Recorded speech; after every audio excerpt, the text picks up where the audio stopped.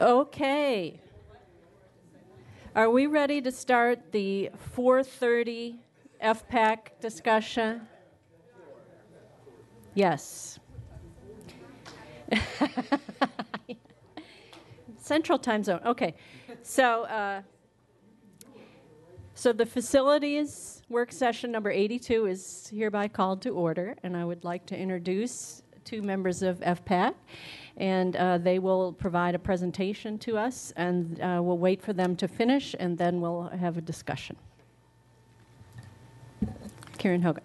Good afternoon. I know it's been a long afternoon, and my objective is to try to make our actual report kind of short, but have some ideas for you to consider about some of the things that have been talked about earlier. So first I'd like to introduce Charlie Hookey. He's our FPAC secretary, and Howard Pearlstein is here also from FPAC today. Have we got our... There. Okay. We're going to just quickly run through this agenda. If you'll just flip it. Can you hear me now? Okay. I can't see my notes. Might do this one. Okay, so our agenda is there, and if you'll go on to our members, just a little refresher about who our members are and who your representatives are, and our school board charge for this year. It is to propose CIP priorities to deal with the projected enrollment growth, work with facility staff to develop and propose a schedule of boundary changes that are needed and communicate with the community, and work with facility staff to formulate options for the Route 1 corridor and communicate with affected communities. So that's our charge for the year. That's primarily what we've been working on. In fulfilling that charge on the CIP priorities, we sent a memo to Dr. Garza and the board in October with recommendations for consideration on inclusion in what became this year's CIP. Some of those were sort of incorporated. Some of them are still future work.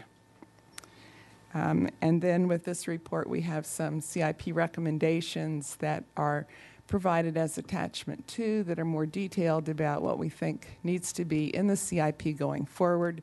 Again, future work in our view.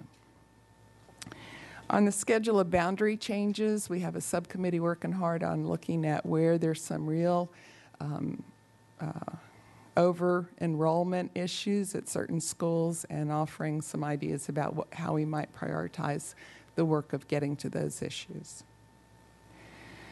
And on the options for the Route 1 corridor, we actually had a little listening tour last Thursday where the PTAs over in the Route 1 corridor area asked us to come and listen to their concerns about their schools, just to give FPAC some input.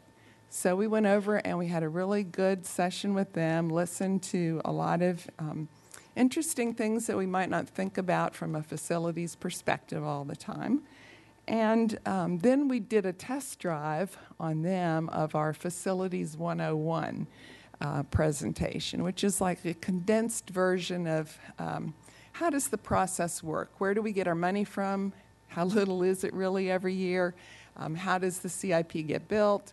What are the enrollment and projection and capacity processes?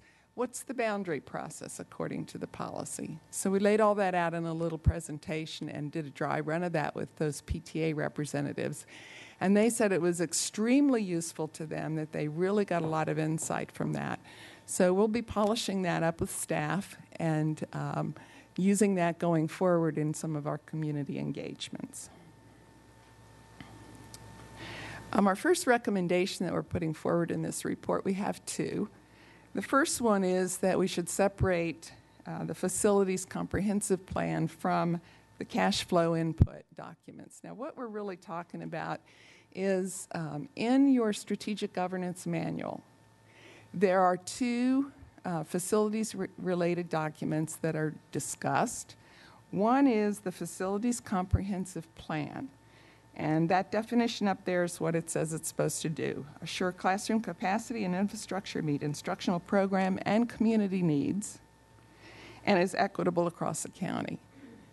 And then the second piece is that there'll be a capital improvement plan to establish priorities for construction, renovation, and maintenance projects.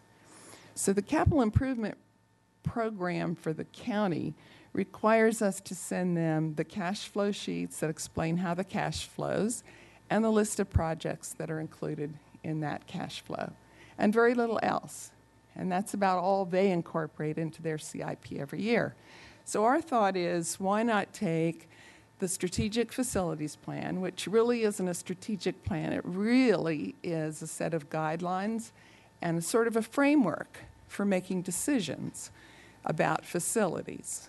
So if you had, in my mind, if you had a real strategic facilities plan to tell you where you're going, and this, we've not gotten that far yet. So we take our guidelines and our decision framework, we refine those and add to them the kind of guidelines you were talking about this afternoon. And then we look region by region, school by school within the region and say, what are we going to do here? What makes sense over here? What's the plan for this area?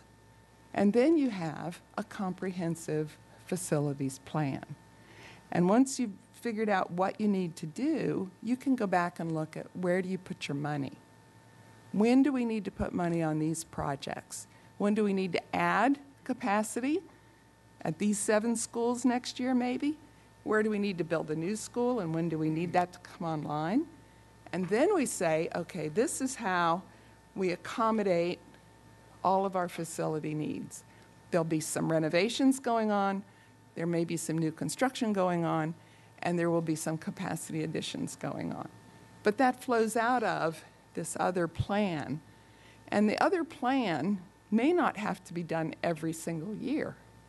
So you might want to have it sort of a growing plan, a continuous plan. It says, okay, we're looking at Region 3 today. This is what the plan will say about Region 3. Tomorrow we're looking at another thing. This is what the plan will say for that region.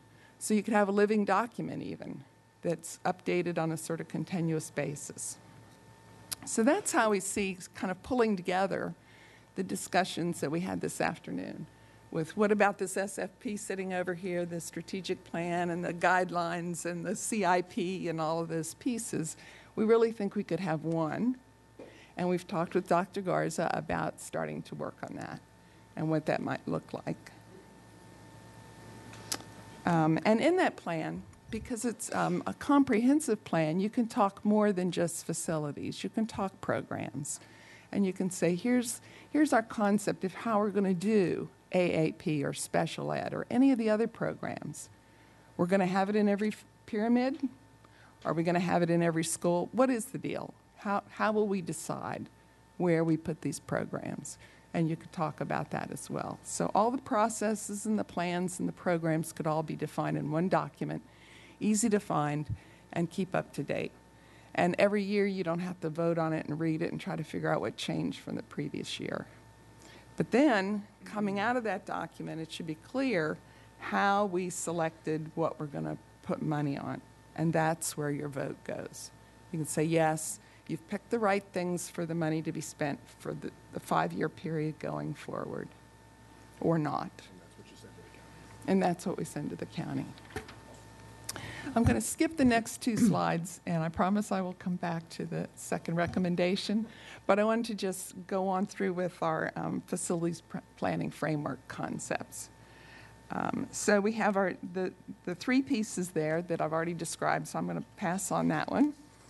And I'd like to take just a couple minutes for those of you that have not recently looked at the strategic facilities plan at the guidelines. So they're all listed here. You can read them in detail later, but there's a few that I'd like to point out. The first one is we have a lot about communicating with the community and engaging the community at different points in the process. Then the next slide on capacity and space use guidelines, the key one is the first one. We're going to use the space we have before we make new space. And that drives a lot of our decisions, obviously. On the next slide, the top one again is important, boundary studies after we've looked at other options, so we're not just moving kids around all the time. And that boundary adjustments should be long-term solutions. And then finally, our last one down there says the renovation criteria should include capacity considerations. But that doesn't necessarily mean it has to be in the list of what's evaluated and percented. You might want to apply the concept afterwards. Let's go assess the buildings, bring it in. Now, do we have capacity issues somewhere that we need to make a decision to rearrange a little bit based on some real driving capacity issues? So the concept is there to be implemented as we think is the right way. We also talked about operations and maintenance. And the main one is the third bullet there, is that we do our preventive maintenance so that we don't have ongoing issues and quicker renovations because we didn't maintain our facilities. And we just wanted to point that out one more time. And then on the capital improvement guidelines, we're getting away from spending money on the short-term major maintenance because of the $13 million that you've talked about this afternoon. That money from the county is helping us spend all of our CIP money and focus that on long-term capital improvements. So that was the big benefit that we saw out of that county effort with the infrastructure committee. And then we do have number 3 on conserving valuable natural resources. So we're getting at the sustainability issues. So you can see from those that a lot of the things that are in the guiding principles that were put in front of you today, those are more specific to these more general guidelines. So I think there's a real opportunity just to bring them together and make as many of those as we in the community think are appropriate. I'd like now to go back to our second recommendation, and that has to do with what we've called various times Route 1 corridor, Richmond Highway corridor, various pyramids, Region 3. We're sort of thinking, you know, maybe we should think about it in terms of the Southeast County. But what we're saying is that it's time to get busy over there because, A, the community's engaged, which you know very well. We need a decision in a timely, transparent way. And the longer it gets delayed, our concern is the more the community perceives that it's not being done in a transparent way, because they're going to think something's happening even if nothing is really happening. So we really need to take some advantage of their engagement right now to continue that engagement. We also feel like the decisions coming out of the boundary and program adjustments that will have to occur really should be driving the renovations and the final capacity of those schools. And unfortunately, those are having to move forward because we're getting the funding and things have to be done. We have to proceed. So there's a certain amount of cart before the horse that happens when we say, well, we've got the plan to renovate this school and we're going to go ahead and get that going. And then we look and see how do we use that school the best way possible now for the community. But I just wanted to bring to your attention that we have about $100 million in 5 elementary schools, because they're about $20 million each to renovate, that we're looking at renovating from a renovation perspective without the program and boundary decisions being made. Now, we can do it that way, and it will work. But I think we need to really try to get ahead of this cart before the horse for the whole county and say, where are our needs and what do we want to do about them, and then how do we fund them, and what order, and how fast. And then finally, we haven't had a boundary study in 4 school years except for Fairfax Lanier. And we were driven to that not because it was our biggest problem, but because it was a big problem. And we needed to sort that out with the city. So when we look at where there are issues about capacity all over the county, there's a lot of them. And we've talked to you about them before. And our concern is that they may get pushed even further back as we deal, if we take a longer time to deal with the Route 1 area. Now, we did talk with Dr. Garza and her staff about that concept on Friday.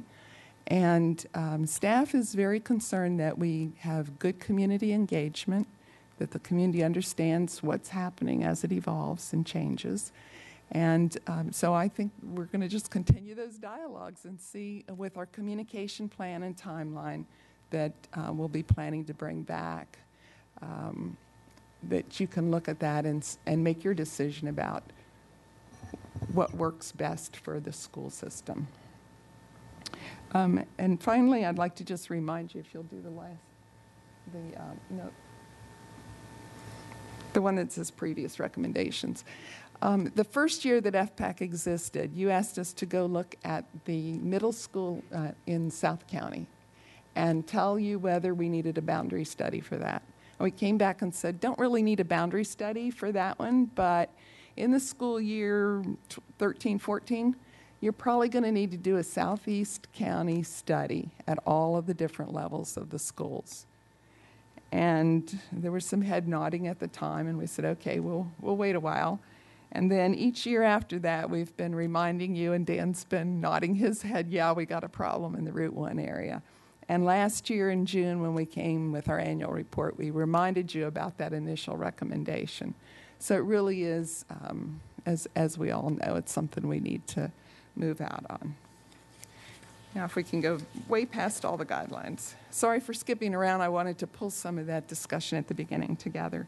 Our future activities, we're working with the FPAC, and I don't know if you all know, but FPAC has a charge for this school year to work with FPAC to recommend how AAP student locations, building capacity, and transportation issues should be addressed. So we're working with them to come up with a framework for decision-making that includes both programmatic and facilities-related things. And we're joining up forces together to look at the various options that are outlined in the CIP to try to get a handle on which things might work best for the various areas. I don't have to tell you, we still have a crisis in our schools, and it isn't getting better. And the next chart, you'll see that in this CIP that you just approved, in 5 years, we project to have more students than we have seats. And last year, we had the gap between the enrollment and capacity, we had 7,500 excess seats. This year, we have 6,730. So we're eating up our excess capacity, and we know that it's not always in the right place. So as that number gets smaller, it's going to get harder and harder and harder to get these kids into the right places at school. So again, we really think that the CIP needs to focus more on additions and capacity enhancements that are needed. And as I said earlier, that ought to come out of our plan. Where do we need to add capacity, and put that in the CIP and show the funding stream. And that will push some renovations a little further down the pike because we have to allocate some dollars for something else. But that's something we think very strongly we've got to deal with that. And yes, we do add capacity with renovations where we need it. When we renovate, we add capacity. But we've got a bunch of schools that aren't on that renovation queue that have capacity issues. We also need to try to get rid of our temporary classrooms, i.e. the trailers, where they've been parked for long periods of time. That should be part of our comprehensive plan. How do we cycle out those trailers after they've been there and filled their temporary need, and now let's make a permanent solution where we need it. Finally, in conclusion, I'd just like to say you'll have an opportunity to consider both of our recommendations again as we come back to you with Dr. Garza.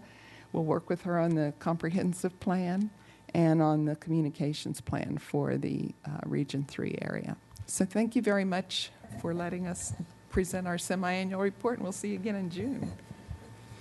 Thank you, Ms. Hogan. First up, I have Mr. Stork. Well, thank you.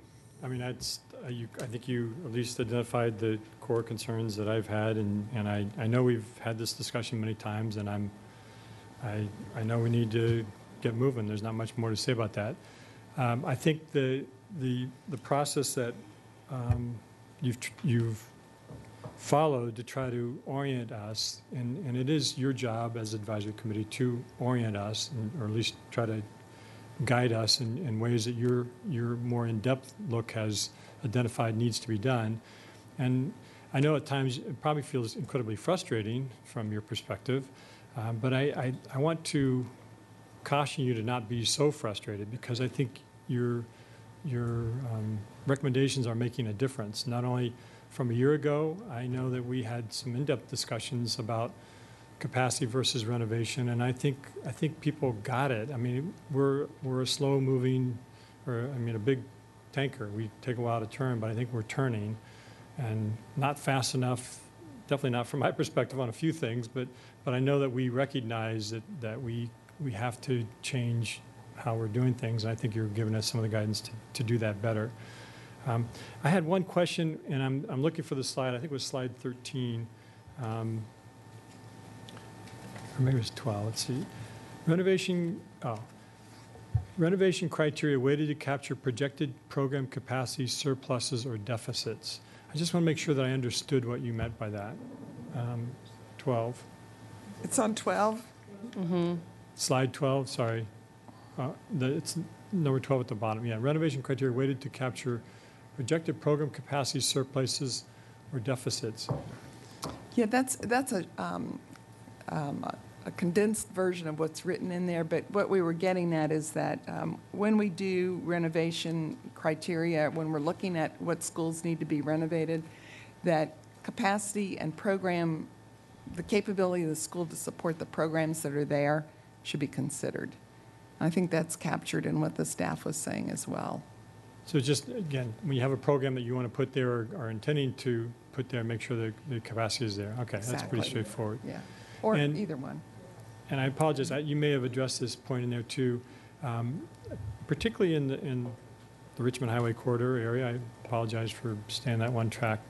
But we're talking a lot about, there's been a lot of discussion about the importance of preschool, and particularly the community passion about this issue is that we recognize it is a way to change some of the trajectory of students, is to get them early enough, in their educational, and obviously before they attend kindergarten, and make a difference. And we have discussed as a board the importance of having preschool facilities and including that as part of that.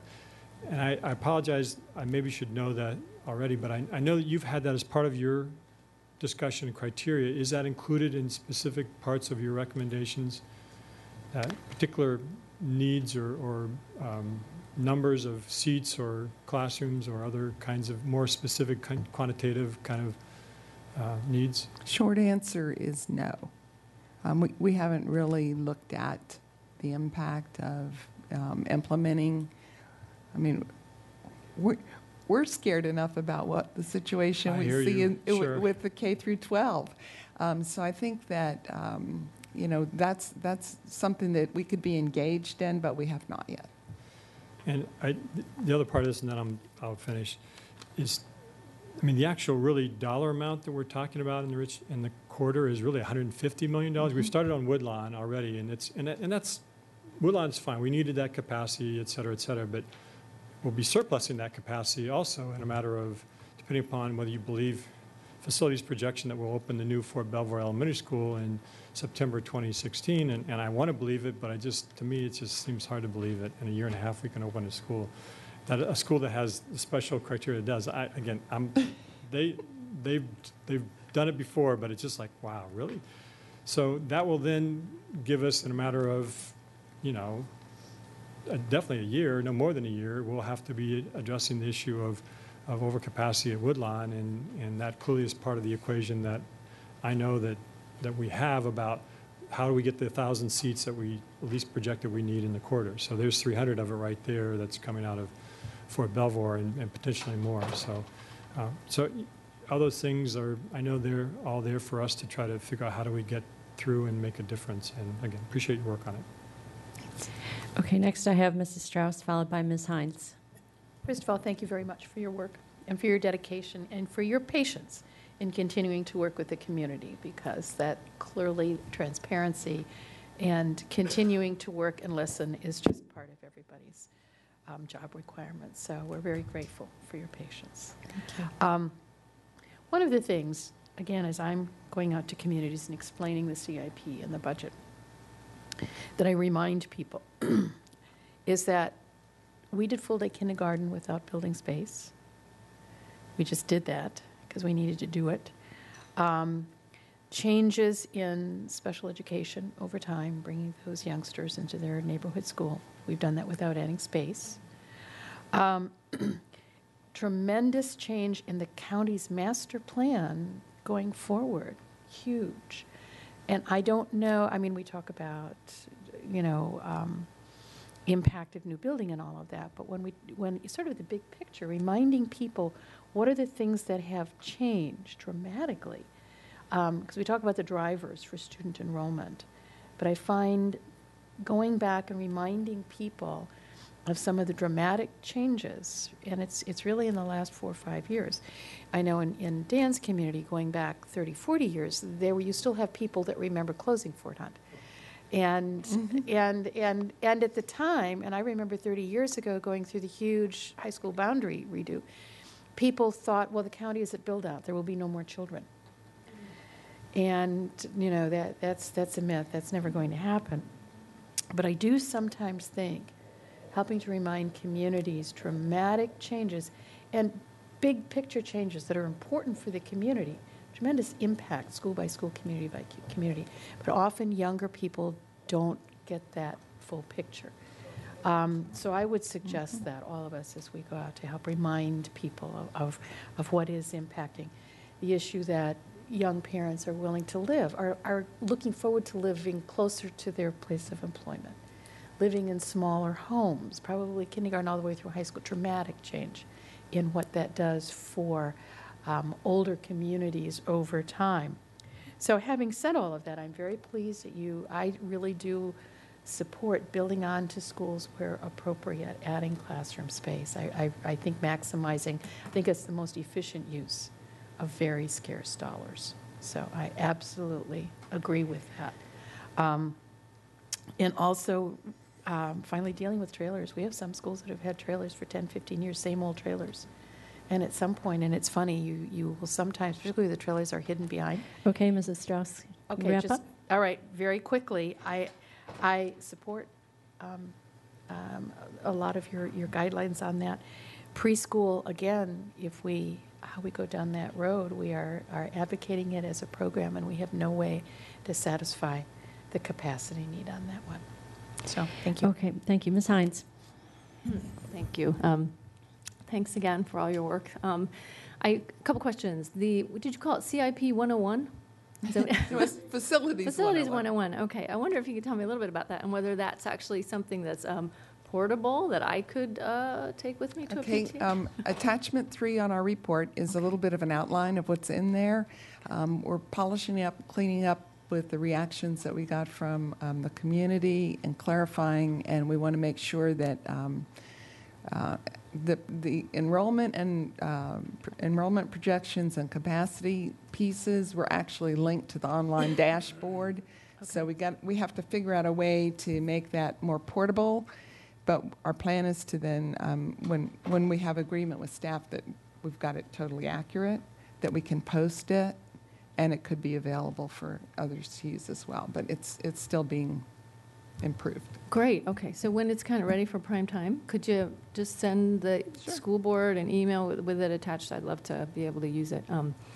And then, all this talk about the Richmond Highway issue does make me think, obviously, this is sort of a cautionary tale for the rest of the county. I mean, we've got some of these things brewing in other places as well. I mean, the western part of my district for sure. So I wonder how we kind of get ahead of that. And I think what you're talking about is maybe the idea of starting now, having these meetings about priorities and guidelines and getting people thinking about boundaries and ahead of time. So that was something that we talked about a little bit in PEC as well, which we'll be bringing to the board, so I won't jump ahead of that. But that, I think, I agree. I think that's a good idea. We really have to start not just fixing these things piecemeal, because we can't anymore. And thank you for putting sustainability in there. We try to keep it on the radar, so thanks. Mr. Velkoff. Thank you. So to the first recommendation about the documentation, so this helps to flesh out what we sort of stumbled into earlier. So what I'm hearing from you is we have the strategic facilities plan, we have the CIP, and they are going to meld themselves into the facilities comprehensive plan, the FCP. That's our recommendation. That's your recommendation, yeah. And then what we're going to do on an annual basis is then squirt out a few pages that are needed for the county's plan that represents the commitment in dollars that we're going to make based on this other thing. Okay, very good, thank you. Both of those are our recommendations. Yes, Okay. yes, I'm just making sure that I understand it. Let me add to that very quickly. Sure. Because I agree with FPAC on that. After what we went through this past, whatever month that was, December, January, we did some research, the staff did some research about what is absolutely required to meet the letter of the law for the county. We want to comply with what the need is there because that keeps cash flow moving forward. But we have actually been doing more than what was absolutely necessary for that purpose. So we think there is some big improvement there, and I think moving forward next year, I appreciate that recommendation because we think we can do something better than what we've been doing. Great. And then touching on the point that Ms. Heinz just made, I think I saw, maybe not in today's, but a previous document that was in our materials, a recommendation that we start looking at things regionally. Am I remembering correctly? Possibly. Okay. Because I guess what I'm thinking is, we've obviously got and maybe so, I don't know, but like we've got obviously the southeastern county issue, and that needs to be dealt with comprehensively.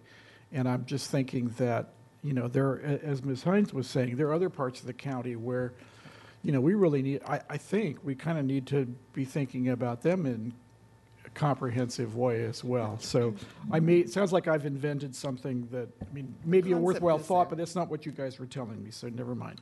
Okay, the last thing is, I think the recommendation as far as the southeastern county study is that this would be complete in this, let's say, December. So that's boundaries, renovations, capacity expansions, programs, the whole plan put together, approved by the board before the end of the year.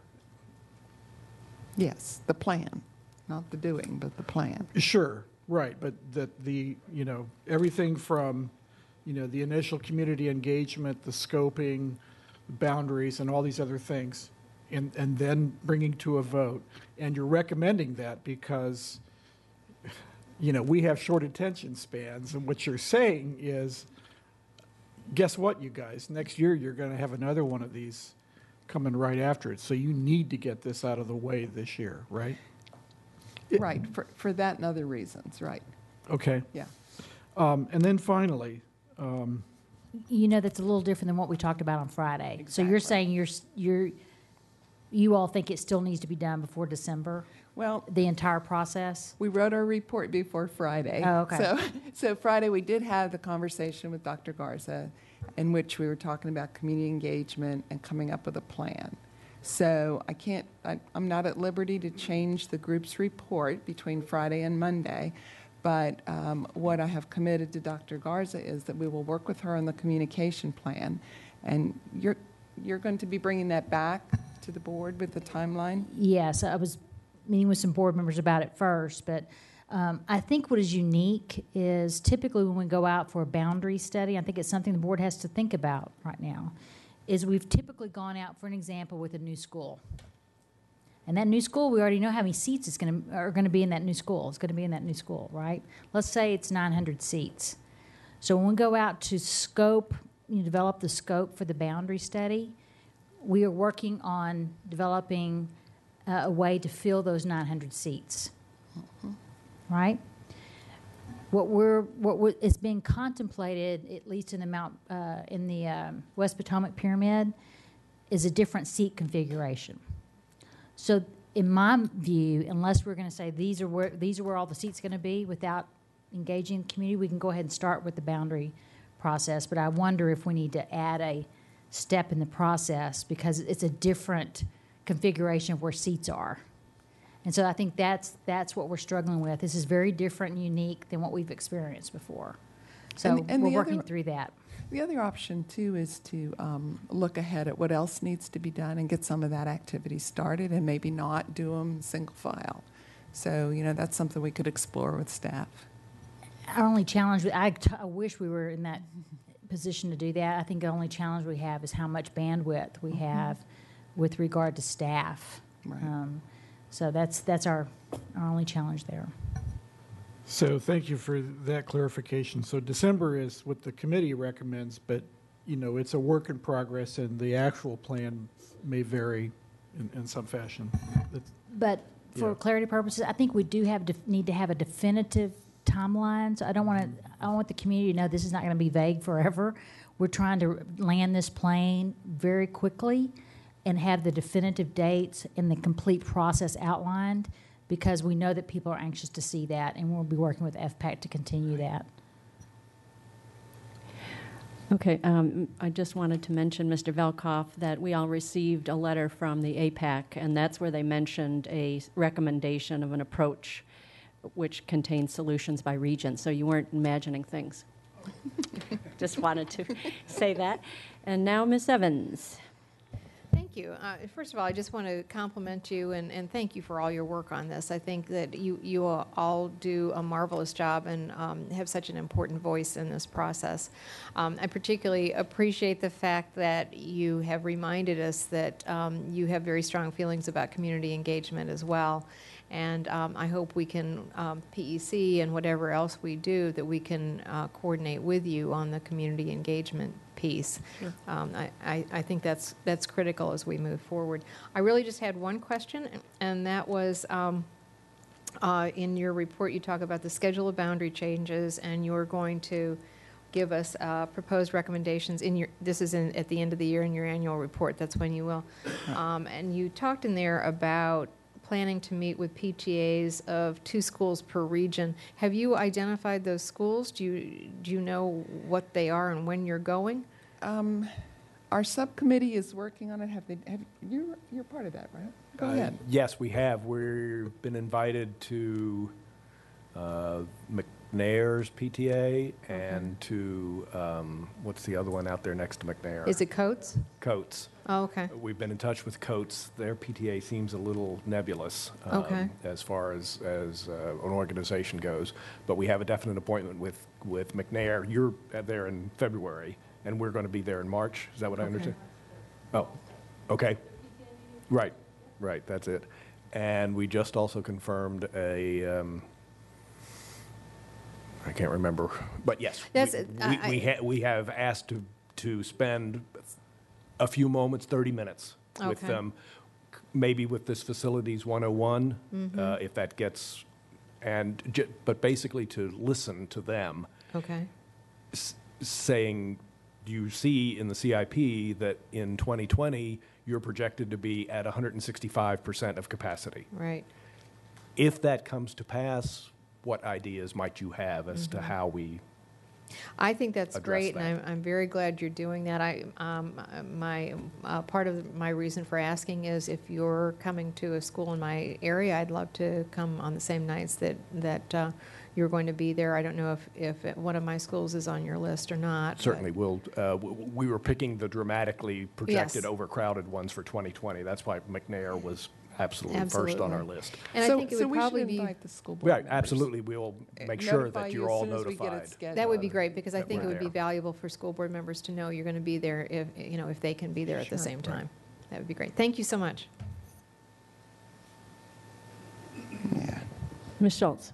So I guess with something of this magnitude, especially since the FPAC members are appointed by board members, I think that a presentation to the community where it's ostensibly, committee of the board, we should be there. Like, we should like we should. And in fact, the PEC meeting this morning yielded a recommendation specifically around having regional meetings on the CIP with staff, with members of FPAC, and with board members there.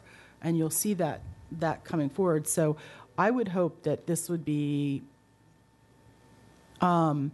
because the needs, just like I was saying earlier on those other priorities, or that other list of the guiding principles, there may be vastly different priorities depending upon the community. And it could be down to the individual school, it could be a pyramid, it could be an entire region. And I think we need to hear if there are different value sets on those priorities. And we won't know if recommendations like this, or if presentations like this are made in the community without us there.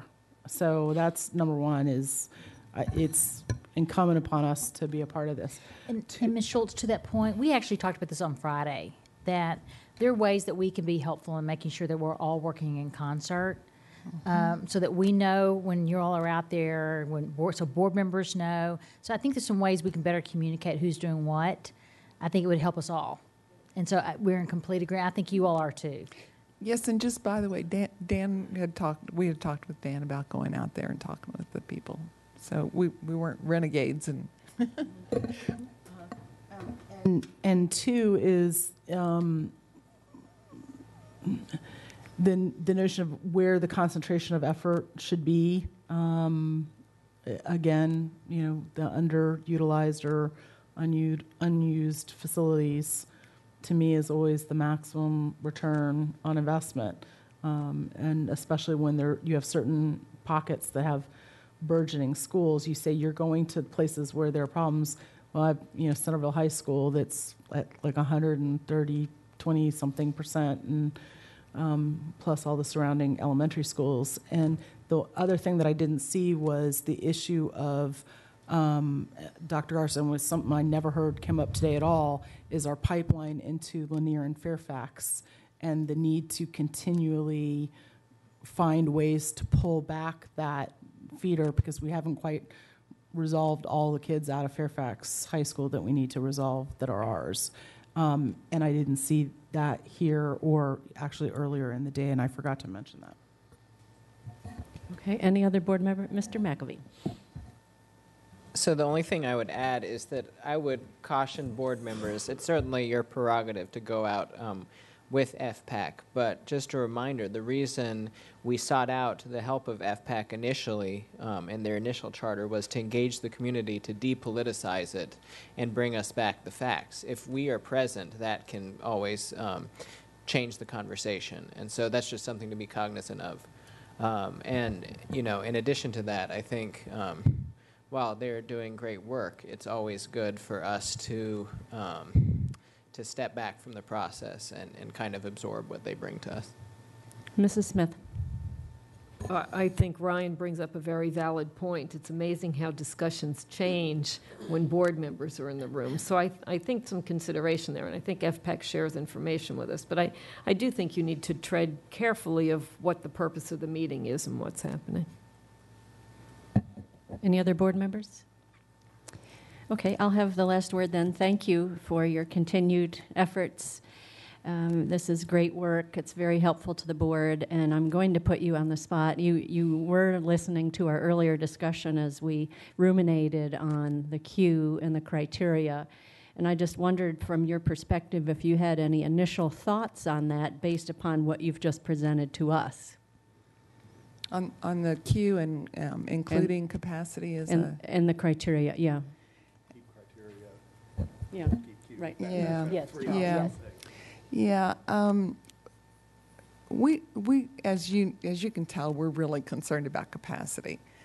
But the concern that I would have is if you add capacity as one of the criteria when you evaluate the building itself, you may end up, depending on how much weight you put on it, with doing renovations at schools that have capacity issues and having some really old schools that have no capacity issues waiting a very long time.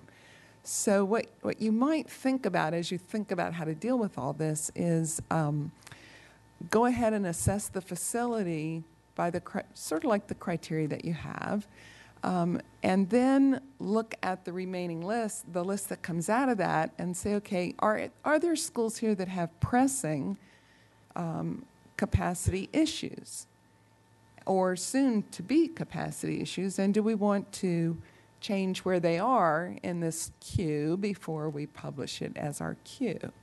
So it rejiggers the queue a little bit, and that adds a lot of complexity to it. But and capacity does change, you know? I mean, it might be we're projecting it to be over-enrolled, and then it didn't happen. And then some other school really did, and then we're in a pinch. I don't know if that helped. Yes, thank you very much. Charlie, do you want to add anything to that? No? Okay. All right. Well, thank you very much for staying so late. And this work session is adjourned. But we're not finished yet for the day because we've got audit to do. We still got an audit, Madam Chair. And I want to thank Ryan for for pointing out the observer effect, which I just learned is not the same thing as the Heisenberg uncertainty principle. Okay, at this juncture, board members, if you could